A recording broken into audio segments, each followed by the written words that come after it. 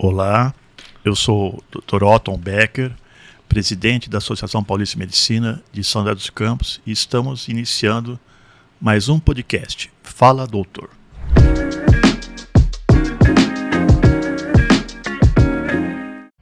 Bem, pessoal, hoje nós vamos falar sobre um tema que está muito em voga atualmente e que um problema que piorou no pós-pandemia, na pandemia e no pós-pandemia. Nós vamos falar sobre suicídio. Como nós sabemos, em setembro nós temos um mês que é o mês de prevenção do suicídio. Mas a gente não pode esperar até setembro para fazer comentários sobre isso, que é muito importante, né? A gente sabe que em setembro, o mês Setembro Amarelo, né? Que decorrente até na verdade, né, Setembro Amarelo, ele foi inspirado na história de um americano, Mike M., né, que ele cometeu o suicídio quando tinha 17 anos, em setembro de 94. Aí tem muitas outras histórias, né? Fita amarela, Setembro Amarelo, e Setembro Amarelo ficou caracterizado. E além disso, agora em janeiro nós tivemos o mês também, né, dos cuidados para a saúde mental. E hoje, para falar sobre esse tema, ninguém melhor do que o Dr. Davi Alves de Souza Lima. Além de ele ser um colega nosso de muito tempo, de ser o vice-presidente da Associação Paulista de Medicina de São José dos Campos e o diretor regional da APM estadual, ele tem muito conhecimento nessa área. Ele é graduado em medicina pela Faculdade de Ciências Médicas de Santos, né? Depois ele fez a sua residência médica na Santa Casa de São Paulo e lá ele veio também a adquirir o título de especialista, né, pela Associação Brasileira de Psiquiatria, né? Ele foi psiquiatra da Marinha do Brasil. Ele é mestre em ciências pela Universidade de São Paulo e é professor de psiquiatria das faculdades de medicina aqui de São José dos Campos, tanto da Faculdade de Ciências Médicas Humanitas como da Faculdade de Medicina em Morumbi. Tem mais coisa no currículo dele, mas se eu for falar, a gente vai parar, não vai conseguir ter tempo, né? E, atualmente, né, ele é o nosso vice-presidente, é o diretor da PM para da regional para o Vale do Paraíba, né? Muito bom. Dr. Davi, gostaria que você se apresentasse novamente, né? Depois a gente inicia com algumas perguntas. Otton, obrigado primeiro pelo convite aí, né? Esse programa da PM eu acho que é um programa que cresceu muito, esse podcast tem feito muito sucesso, eu vejo pessoas comentando sobre as entrevistas que você tem feito, eu acho que tem agregado muito valor aí. Eu acho que você já falou de certa maneira, né? O meu currículo é basicamente isso daí mesmo. E queria agradecer mais uma vez, não só a você, mas a APM pelo convite. Perfeito. Então, primeira pergunta, é lógico, né? O que é suicídio?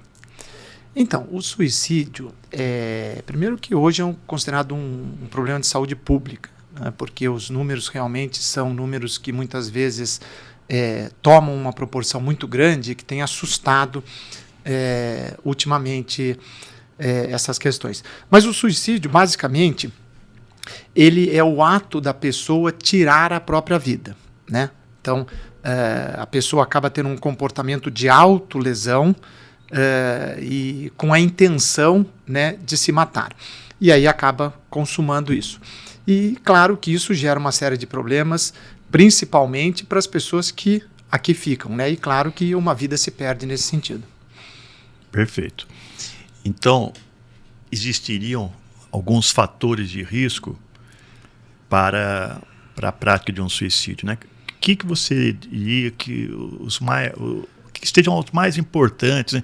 também, pegando esse gancho, o que a pandemia teve, se piorou ou não esse tipo de problema? Existem alguns fatores de risco quando a gente fala de suicídio, né? A primeira questão que se discute é a questão do transtorno mental. A grande maioria dos suicídios, né, próximo aí de 95%, existe até uma discussão na psiquiatria que todo suicídio seria decorrente de alguma maneira de algum problema de saúde mental. Porque a pessoa que está bem, que está numa boa, ela não tem por que querer tirar a própria vida. Então, o primeiro fator de risco é um transtorno mental, a pessoa ter alguma doença mental. Né? Existem algumas doenças onde a prevalência do suicídio é maior.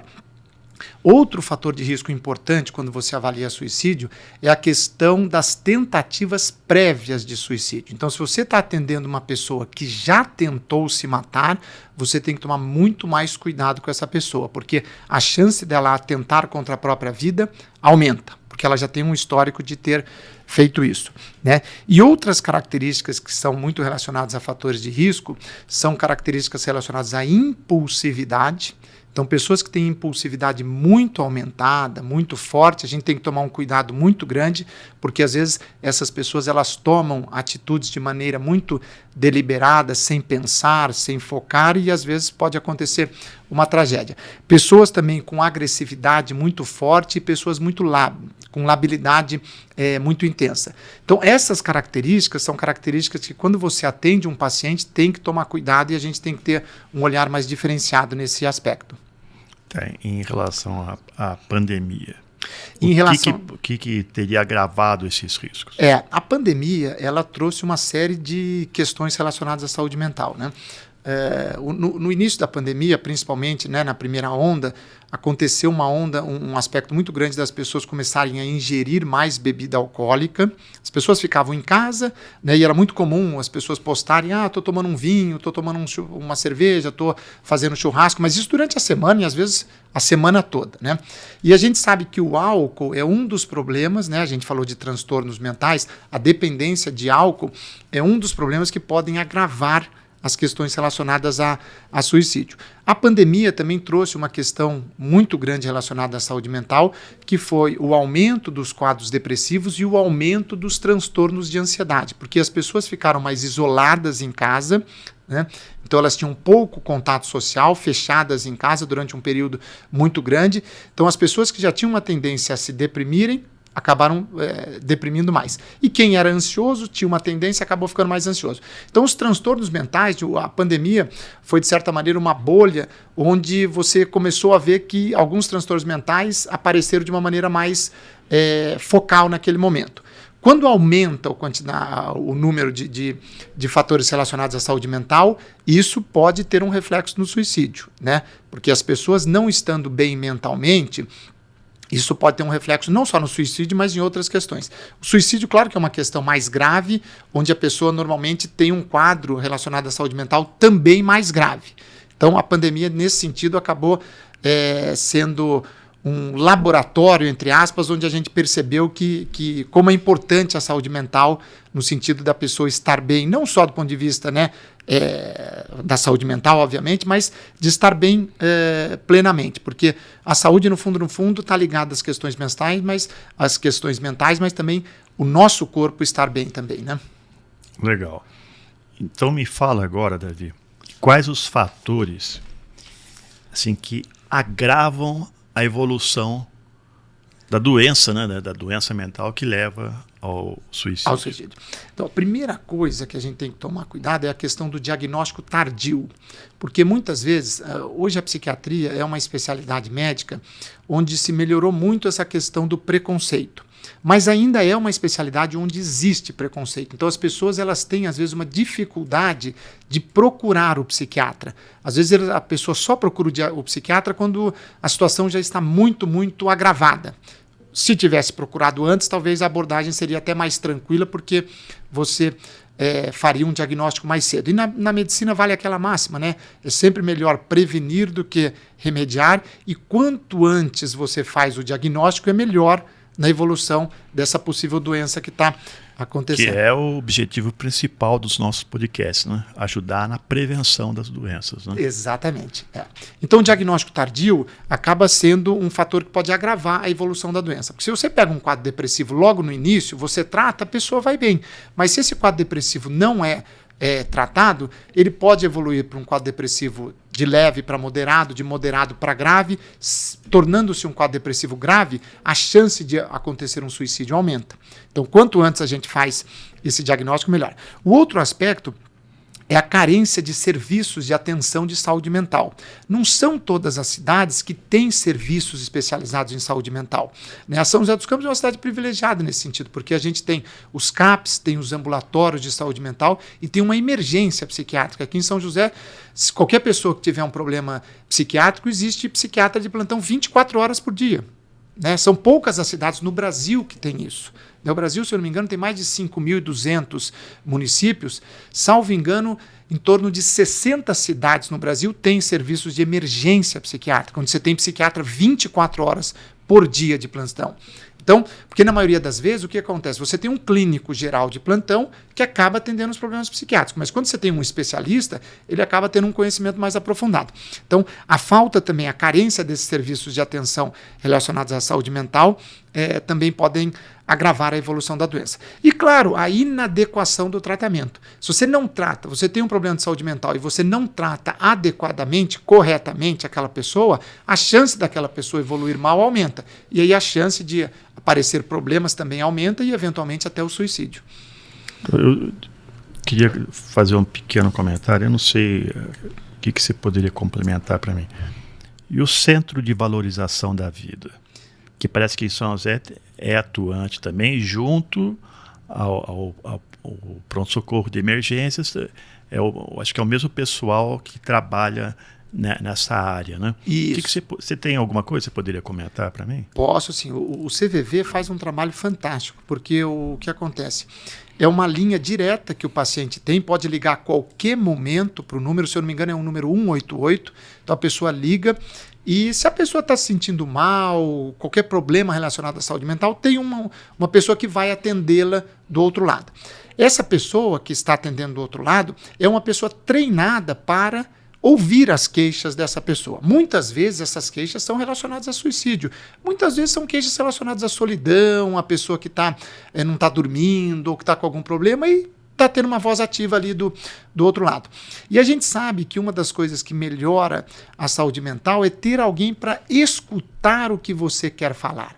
Às vezes, só de você ouvir o outro e a pessoa está com algum sofrimento ali, às vezes você não fala nada, mas você ouvir a pessoa, isso de certa maneira já traz uma certa tranquilidade, uma calma. Então, é um trabalho fantástico, porque é uma via de comunicação onde não tem dia, não tem horário, a qualquer momento você liga. Então, o CVV, nesse sentido, a gente tem que parabenizá-lo, porque é um serviço de saúde pública, no fundo, né? E de prevenção. Né? E de prevenção também, né? E como que, Davi, o psiquiatra pode avaliar o risco de suicídio? Então, uma coisa importante é, primeiro, você avaliar o quadro clínico do paciente. Né? Psiquiatria não é uma especialidade médica, claro que a gente tenta lidar com as questões de saúde mental, mas a gente tem que olhar o paciente não só do ponto de vista de saúde mental, mas também a questão clínica do paciente, porque às vezes ele está com um problema de saúde mental, mas eventualmente tem um problema clínico também. Quando o paciente tem um problema clínico, a gente tem que tentar ajudá-lo de alguma maneira.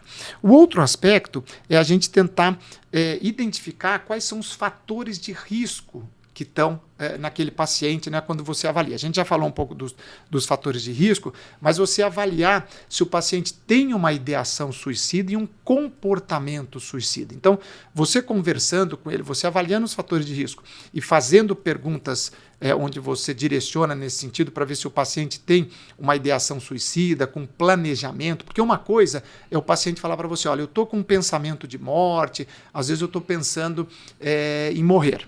Isso é uma coisa. A outra coisa é o paciente falar o seguinte, olha, eu estou com pensamentos de morte, eu estou pensando em morrer e eu já comprei uma arma, um artefato e vou fazer tal coisa no dia tal. Isso é muito mais grave, porque o paciente tem um planejamento e uma sequência do que ele vai fazer, né? E muitas vezes essa questão do comportamento suicida também, né?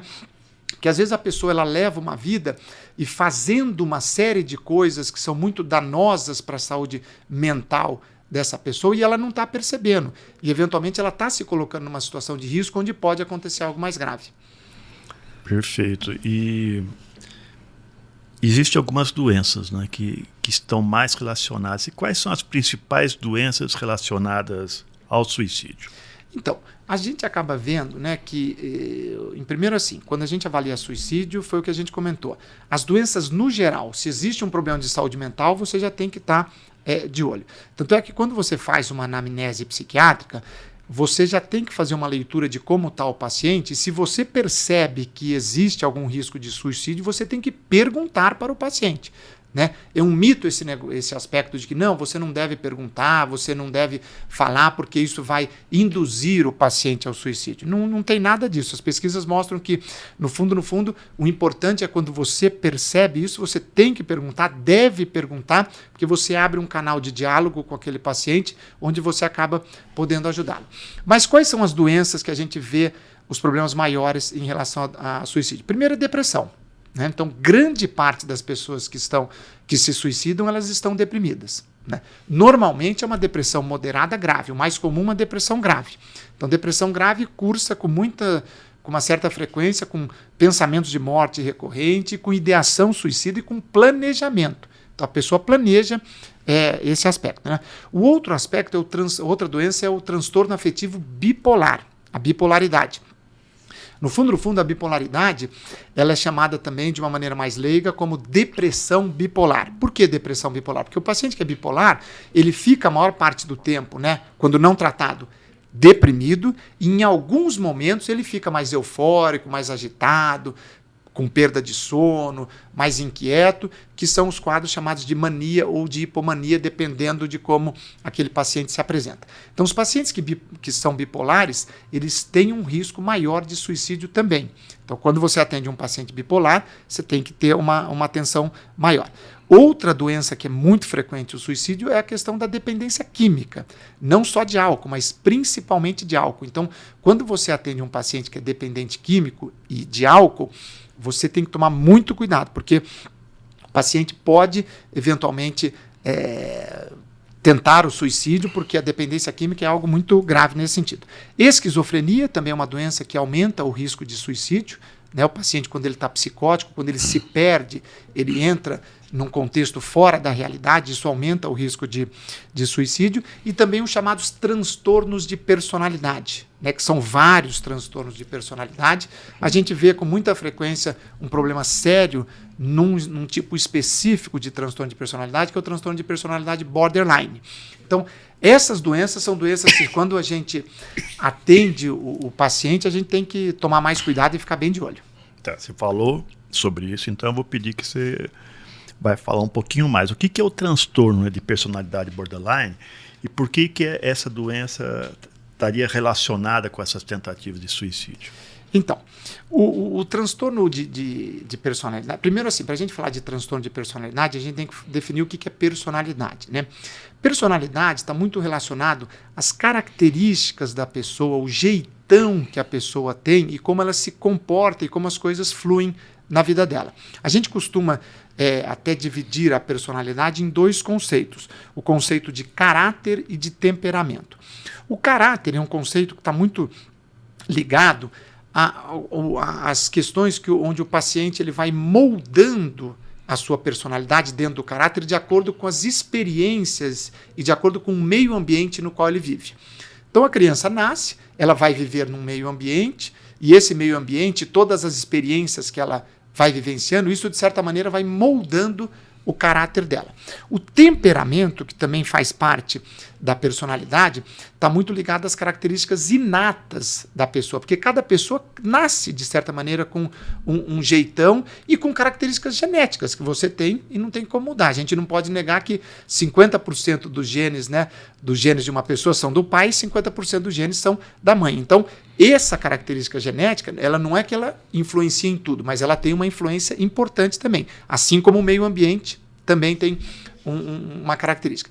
O transtorno de personalidade borderline, então, se é um transtorno de personalidade, mostra que alguma coisa está disfuncional, não só em relação ao caráter, não só em relação ao temperamento, mas esse jeitão de como a pessoa funciona dentro da sociedade. No transtorno de personalidade borderline, o que a gente vê com uma frequência muito grande é que, em primeiro lugar, essa pessoa ela costuma ter uma autoimagem muito ruim, né? Ela se vê de uma maneira muito deteriorada. O outro aspecto que a gente vê com muita frequência é a questão da instabilidade afetiva. Então, o borderline ele é muito instável afetivamente. É uma relação, às vezes, que a gente chama, muitas vezes, de 8 ou 80. Então, a pessoa, às vezes, ela tem um namorado, uma namorada, então assim, num dia essa pessoa é a melhor pessoa do mundo, e aí acontece uma briga, uma briguinha, daí no outro dia é a pior pessoa do mundo. Ela não consegue muitas vezes relativizar esse aspecto dentro do relacionamento.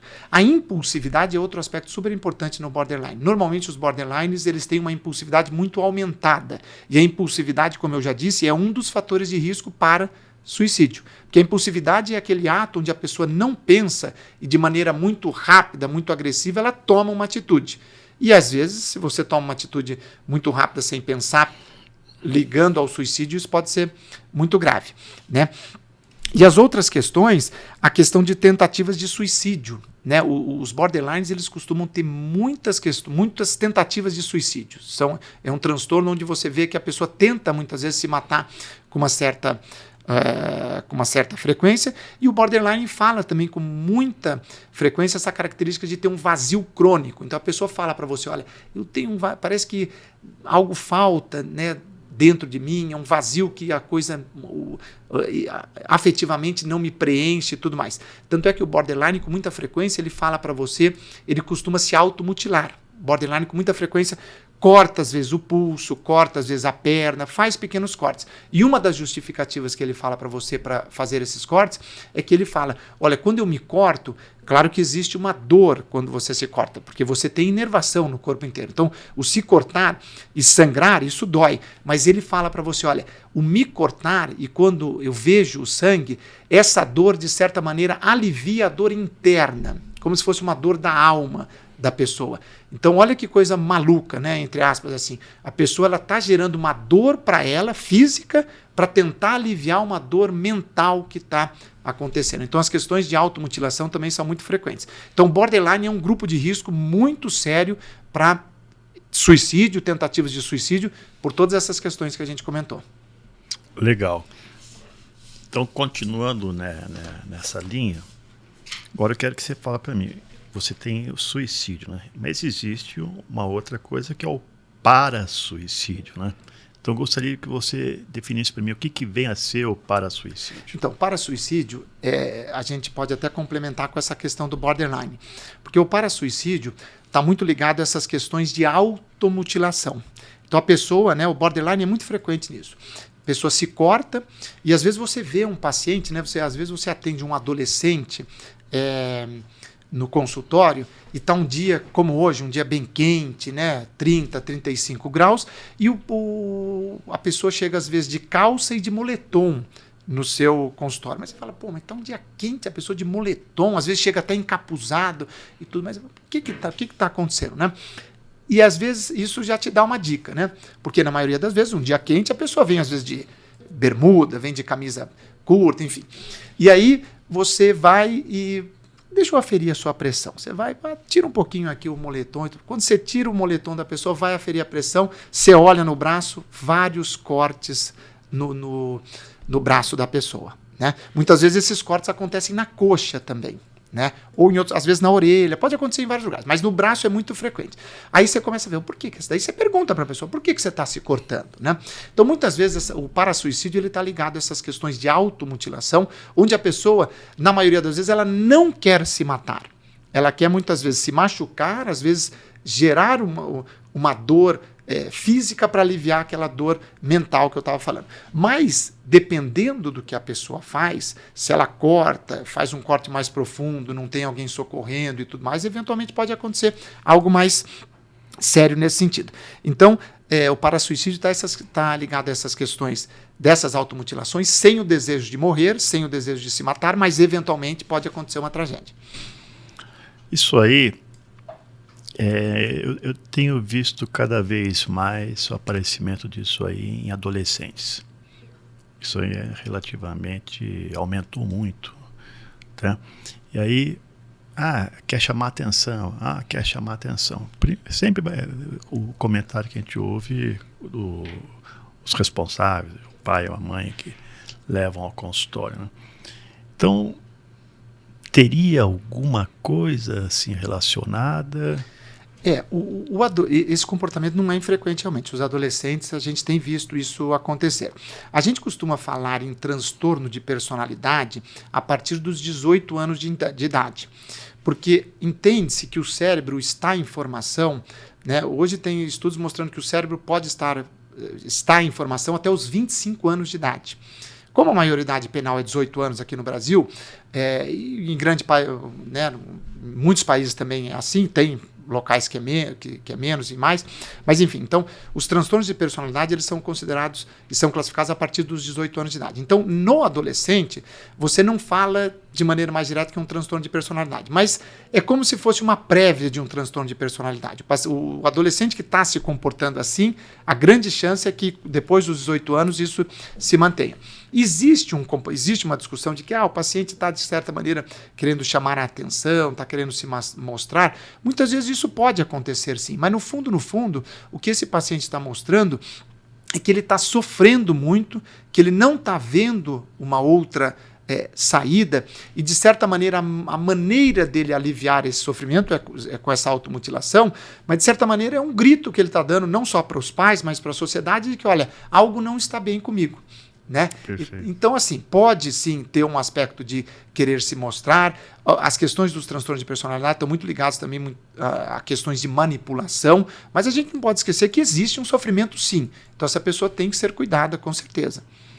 Isso. E quais as estratégias que a gente deve usar para melhor intervir nessa prevenção do suicídio? Então, a primeira coisa é assim, quando você faz um diagnóstico, né, relacionado à saúde mental, você tem um diagnóstico psiquiátrico e você faz um diagnóstico no sentido de que aquele paciente tem um risco de suicídio, hoje, quando existe realmente uma ideação suicida, a conduta psiquiátrica é que esse paciente deve ser internado, né, num hospital psiquiátrico. Por quê? Porque é para você preservar a vida do paciente. Não existe, e isso é uma emergência psiquiátrica, então não dá para você falar o seguinte, o paciente, você vê que existe um risco de suicídio, não dá para você falar, não, então amanhã cedo a gente vai ver isso, a gente resolve, daqui a 2 dias você volta no meu consultório para ver como você está. Porque se você faz isso e existe um risco real de suicídio, o paciente pode se matar nesse meio tempo. Então, uma das coisas é assim, fazer o diagnóstico bem feito e, se necessário, uma internação hospitalar. Quando não existe a possibilidade de uma internação hospitalar, a gente tem uma questão que a gente chama de uma internação domiciliar. Não é o ideal. O ideal, num risco realmente, é você internar num hospital psiquiátrico, porque você tem toda uma equipe que está preparada para lidar com essa questão. A internação domiciliar é no sentido de quando assim, não tem jeito, não dá para internar aquele paciente por algum motivo X, Y ou Z, aí você tem que conversar muito bem com a família, não deixar medicação perto desse paciente. Algum familiar deve ficar 24 horas por dia ao lado desse paciente, né? E a gente deve tirar desse paciente todas as ferramentas que eventualmente possam fazer com que ele venha cometer um suicídio. Então, se tem arma de fogo em casa, você tem que tirar, se tem faca, se tem corda, se tem, enfim, qualquer coisa que pode fazer com que o paciente venha a cometer o suicídio, você tem que deixar uma pessoa do lado dele. Né, porque, e o outro aspecto que é muito importante de uma estratégia para intervir, né, e planejar e tentar fazer com que o paciente não cometa suicídio é a questão de oferecer esperança para o paciente. Porque o paciente, quando ele está pensando em se matar, na cabeça dele, ele acha que não tem solução. O sofrimento é tão grande que a única saída que ele vê é que ele tem que se matar. E a gente sabe que não é assim. Né? A gente sabe que, trabalhando como médico, a gente sabe que às vezes as doenças mentais geram muito sofrimento, mas sempre existe uma saída. né? Essa saída às vezes pode demorar um pouco, né? Se é um quadro depressivo grave, pode demorar uma semana, 15 dias, um mês, 2 meses, mas a pessoa sai. Hoje você tem medicações muito boas, tem várias intervenções que você... Se o paciente está num quadro um bipolar, que está num quadro de mania ou deprimido, é um paciente esquizofrênico que está num quadro psicótico, você tira ele do quadro psicótico, é um dependente químico que está muito perdido, está usando muita droga, você tira ele, começa a melhorar, enfim. Se você faz uma intervenção correta e mostra para o paciente que existe esperança e que você vai ajudá-lo e que ele vai sair daquele quadro, né, pode demorar um pouquinho, isso, de certa maneira, dá uma acalmada no paciente e aí você consegue fazer uma intervenção mais assertiva no sentido do paciente melhorar. Mas não é fácil, porque às vezes uma coisa é a gente conversar aqui na prática, né, numa sala tranquila, mas outra coisa é você ver a situação real, não é tão simples assim. Mas essas condutas, normalmente, quando são tomadas de maneira correta, a chance de dar certo é muito grande. Então, pelo que você está me falando, existe tratamento. Existe tratamento. Existe tratamento, né? Existem medicações para... Agora, quando você é procurado por um paciente, que você percebe nele essa ideação suicida, né? O que vem em primeiro lugar? Internação, medicamento, terapia? O que você pode comentar sobre isso? A primeira coisa é fazer um diagnóstico bem feito, né? Por que aquele paciente está falando que quer se matar e tem uma ideação suicida? A ideação normalmente tem um planejamento, né? Então o paciente ele fala para você o que ele vai fazer. Com muita frequência são as doenças que a gente já comentou aqui. Então, você fazer um diagnóstico bem feito, ver se o paciente está medicado corretamente ou não, né? Se existe um risco realmente iminente naquele momento a melhor conduta é internar o paciente. Porque ele está falando para você que vai se matar e que vai fazer alguma coisa. Então, interna, aí acerta-se a medicação dele no hospital e tudo mais, e normalmente ele melhora. Hoje a gente tem um arsenal de terapêutico, de medicações muito bons. Assim. A psiquiatria, nos últimos anos, evoluiu muito nessa questão de medicações e tudo mais, então a gente consegue acertar muitas vezes esse problema de uma maneira mais rápida. O paciente melhorou, daí ele volta para o seu consultório, você acerta o remédio, aí sim, claro que se puder fazer uma psicoterapia melhor e uma série de outras abordagens, né, aí entra naquele pacote do estilo de vida, né, mais saudável. Né? Então, é fazer atividade física, é você ter uma alimentação saudável, você sabe gerenciar melhor o seu estresse, né? Relativizar muito os problemas hoje do dia a dia, né? Porque as pessoas às vezes elas levam os problemas como algo muito ferro e fogo, né? Como se não, aquele problema vai acabar o mundo e tudo tá. E no fundo, se você faz uma reflexão mais ampla, muitas vezes o que a gente cria uma tempestade não é uma tempestade. Então, com alguns elementos nesse sentido, a chance da pessoa melhorar aumenta muito. E diz para mim uma coisa, existe uma faixa etária que teria uma maior frequência de suicídio? Olha, o suicídio ele é muito raro na infância. Não é comum você ver uma criança de 5 anos se matou, uma criança de 7 anos, não é comum. Então, a infância é está dentro das idades que são mais tranquilas. Agora, uma faixa etária onde a gente tem visto, onde o risco tem sido muito grande e tem aumentado é a adolescência. Então, a gente tem visto um número maior de adolescentes se matando ultimamente, por uma série de questões, a gente poderia até abordar isso, mas até a dinâmica, né, do dia a dia como é, e o adolescente é uma pessoa que do ponto de vista cerebral e mental ainda está em formação. Né? Então, o ego dele ainda não está tão sólido, tão fortificado, ele é uma pessoa mais vulnerável em alguns aspectos. Então, é uma faixa etária que a gente tem que tomar muito cuidado. Outra faixa etária que a gente tem que tomar muito cuidado é com o idoso, porque o idoso, o que acontece? Ele viveu uma vida onde ele foi produtivo, ele fez uma série de coisas, aí ele chega na terceira idade, com muita frequência ele começa a ser um pária, entre aspas, da sociedade. Ele acaba sendo uma pessoa que fica um pouco marginalizada. Então ele deixa de ser produtivo, e aí muitas vezes acontece uma série de problemas relacionados à doença mental também, né? O idoso com muita frequência tem depressão é fator de risco para suicídio, e os quadros demenciais, né? Então o idoso ele tem uma série de problemas clínicos e mentais que, se você não olhar ele de uma maneira diferenciada, é uma faixa etária onde o risco de suicídio é maior também. Né? Agora, o adulto em si a gente tem que olhar também, mas idoso e adolescente são duas faixas etárias que a gente tem que tomar muito cuidado. Muito bom.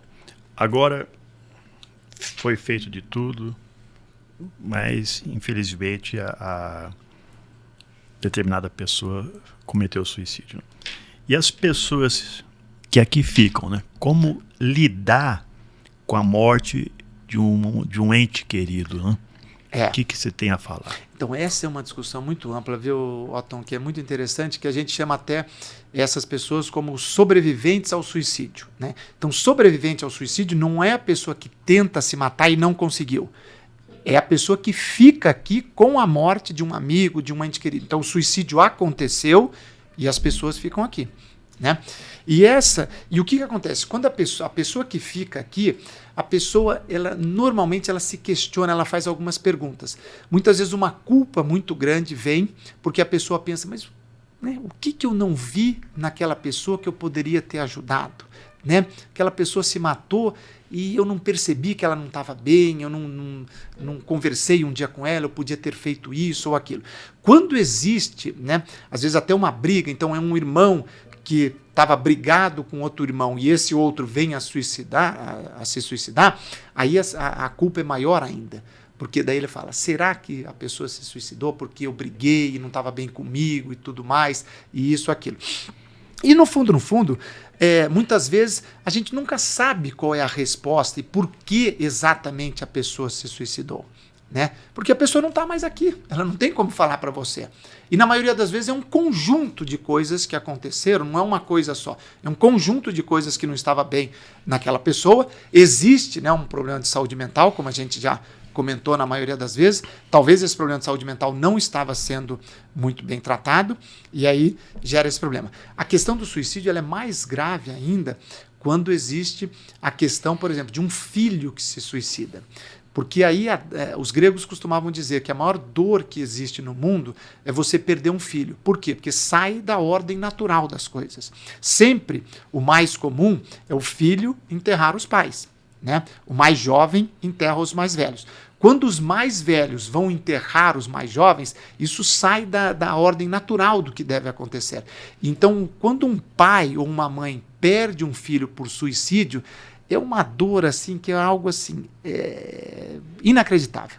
Porque o pai e a mãe, eles se colocam numa situação de culpados no sentido de que o que eu não vi, o que eu não fiz, por que isso aconteceu com meu filho. Então são situações muito dramáticas e aí como lidar com essas pessoas? Aí essas pessoas muitas vezes precisam de tratamento também, porque com muita frequência esse grupo de pessoas às vezes entra em depressão, entra num quadro de insônia crônica, a irritabilidade aumenta, a ansiedade aumenta, porque é muito difícil lidar com a questão do suicídio, principalmente quando é uma pessoa muito próxima de você. Muito legal, viu, Davi? E nós estamos finalizando já aqui, né? E é uma conversa que daria para ficar várias horas, não tenha dúvida. E a gente precisa estar sempre comentando sobre isso, que é um assunto muito importante. Né?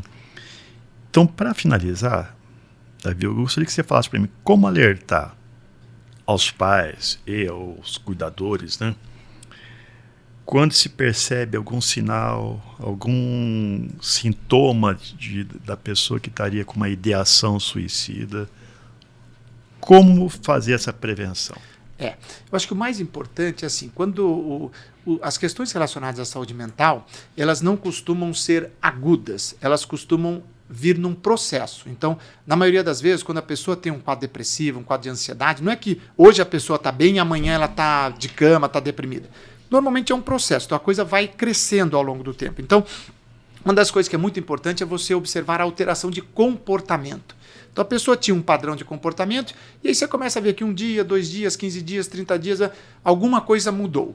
Isso é um alerta de que aquela pessoa possivelmente não está bem. Então conversar com ela, tentar, se você não conseguir acessá-la diretamente, chame um amigo, um tio, um primo, uma prima, enfim, para conversar com a pessoa e leve essa pessoa para conversar com um profissional. Mas não tem um preconceito de conversar com um psiquiatra. Vai conversar com um clínico, vai conversar com um médico, com um ginecologista, com um obstetra, com um geriatra, enfim. Vai conversar com o médico, ou marca uma consulta com um psicólogo, ou marca uma conversa com uma pessoa que ela tem confiança, para que ela, de certa maneira, se abra e coloque para fora o que está acontecendo. Quando você faz um diagnóstico inicial e você toma essa conduta, aí a chance de você ajudar essa pessoa aumenta muito. A pior coisa é você tapar o sol com a peneira, né? Fingir que não está acontecendo nada, o problema está na sua frente, você vê uma alteração de comportamento, você vê que alguma coisa não está bem e fala, não vou fazer nada. Não, você tem que fazer alguma coisa, porque de alguma maneira aquela pessoa não está bem. Muito bom. A conversa está muito boa, mas temos que parar por aqui. O tempo é muito rápido, né? O negócio passa muito rápido. Então eu queria que você deixasse umas palavras finais, tá? E desde já te agradecendo muito, né, pela sua presença e por trazer essas informações tão importantes para a gente, que a gente quer que isso seja divulgado também ao público leigo, né? Uhum. Eles, mais importante ainda, né, para que eles possam, apesar de se saber, né, que entre a classe médica a porcentagem é até maior do que a população em geral. Em geral, né?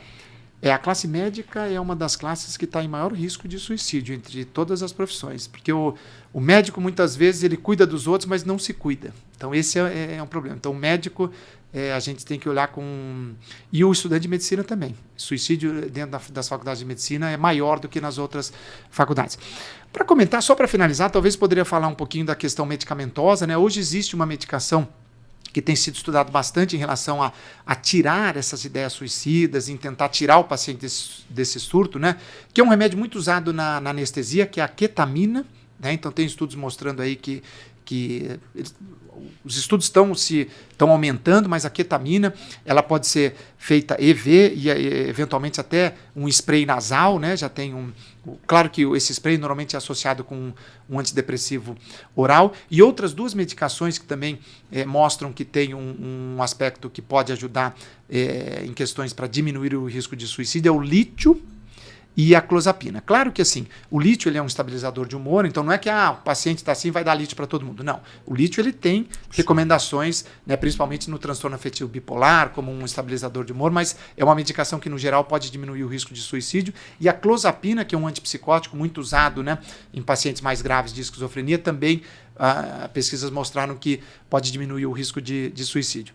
Então, acho que assim, o recado no final, eu acho que é muito do que a gente falou, assim, é olhar o problema de frente, não tentar colocar o problema embaixo do tapete e enfrentar. E quando você perceber que um familiar, um amigo, alguém mais próximo não está bem, tente fazer alguma coisa. Né? Se você não consegue diretamente acessar essa pessoa, converse com alguém para acessá-la e abrir um canal de escuta para aquela pessoa. Né? Por isso que o CVV também tem um papel muito importante, mas abrindo esse canal de escuta, possivelmente essa pessoa vai falar alguma coisa que não está bem, e aí a chance de você encaminhar e dar uma trajetória mais assertiva no tratamento daquela pessoa é maior. E aí a chance de ter um problema diminui muito, né? Porque no fundo, o que a gente quer é que as pessoas, né, vivam bem e que a gente diminua essas taxas de suicídio que têm sido relativamente altas e preocupantes aí no geral.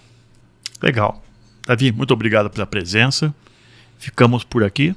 Até o nosso próximo podcast Fala Doutor.